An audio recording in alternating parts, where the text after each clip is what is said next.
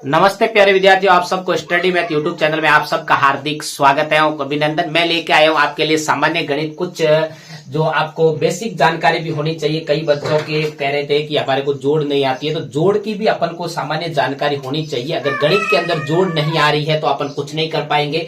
तो चलिए आइए अपन जोड़ की शुरुआत करते हैं। आज थोड़ा सा कुछ 2-3 वीडियो, एक जोड़ घटाव और गुणा भाग के मैं एक वीडियो डालता हूँ चैनल पे। तो चलिए देखिए अपन जोड़ के बारे में चर्चा करते हैं। सबसे पहले अपन को पता होना चाहिए कि जोड़ का चिन्ह होता है वो किस प्रकार का होता है, ये सबसे बड़ी बात होती है। तो जोड़ का चिन्ह इस प्रकार का होता है, एक खड़ी रेखा और एक लेटी हुई रेखा, दोनों आपस में एक दूसरे को काटने पर बनने वाला चिन्ह क्या कहलाता है? जोड़ का चिन्ह कहलाता है।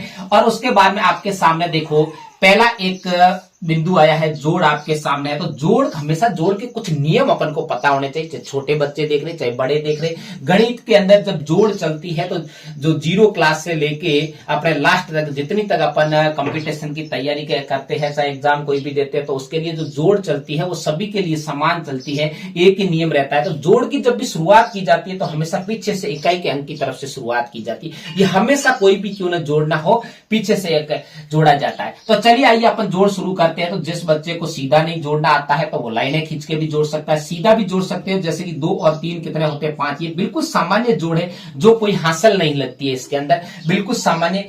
हासिल कब लगती है? जब डबल अंक आता है तब हासिल लगती है। अगर सिंगल अंक आपके सामने आ रहा है तो आप कभी भी हासिल मत लगाना। चलिए उसके बाद में 3 और 2 5। अगर सीधा नहीं करना आ रहा है तो ऐसे कर सकते हो, 1 2 लाइनें खींचिए, फिर 1 2 3 लाइनें खींचिए, फिर 1 2 3 4 और 5, और ये 5 आ गए। इस प्रकार भी आप कर सकते हो।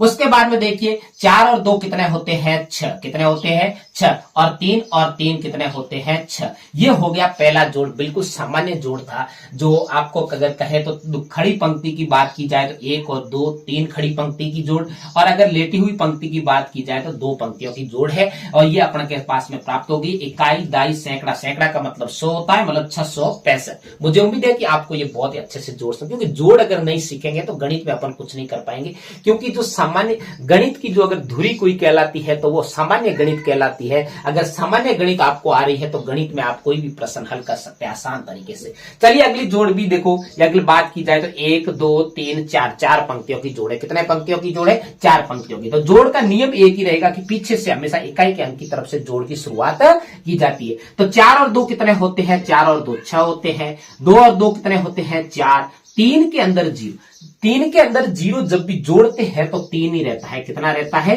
3। और 5 और 4 कितने होते हैं? 9। ये भी बिल्कुल सामान्य जोड़ है, मतलब बिना घटाव की, सॉरी बिना मतलब की हासिल वाली। अब देखिए उसके बाद में अपन को तीसरे नंबर की अपन जब जोड़ करते हैं तो आपको सबसे पहले ये भी ध्यान देना है कि इसके आगे चिन्ह किसका है, जोड़ का है, घटाव क्या है, किसका है। जोड़ का है तो अपन को जोड़ करनी। तो अपन देखिए 8 और 4 कितने होते हैं? 12। अब यहां पे बात यह आई कि यहां पे जो 12 आए हैं इसमें डबल अंक आ गए।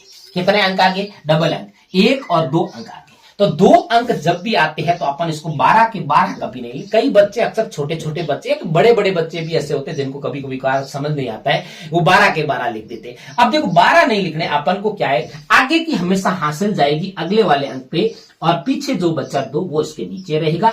अब देखो ये हासिल वाली जोड़ कहलाती है। अब देखो 8 और 5 कितना होता है? 8 और 5 13, 13 और हासिल साथ में जोड़ना जरूरी है। कई बच्चे अक्सर ये तो जोड़ कर लेते लेकिन हासिल नहीं जोड़ते। तो अपन के पास में 8 और 5 13 और एक हासिल 14, इसमें भी डबल अंक आ गया। तो यहाँ पीछे का अंक नीचा लिखा जाएगा, आगे का अंक एक हासिल के रूप में जाएगा। मुझे उम्मीद है कि आपको यहां तक अच्छे से समझ जाएगी। 5 और 3 कितने होते हैं? 8, 8 और एक हासिल कितना होता है? 9। कितना होता है? 9। तो ये हो गया आपके हासिल वाली जोड़। मुझे उम्मीद है कि आपको बहुत ही अच्छे से समझ में आई है। चलिए अगली अपन जोड़ की शुरुआत करते हैं, चौथी जोड़ की, कि 8 और 7 को अपन जब भी जोड़ते हैं तो 8 और 7 कितना होता है? 15 होता है। कितना होता है?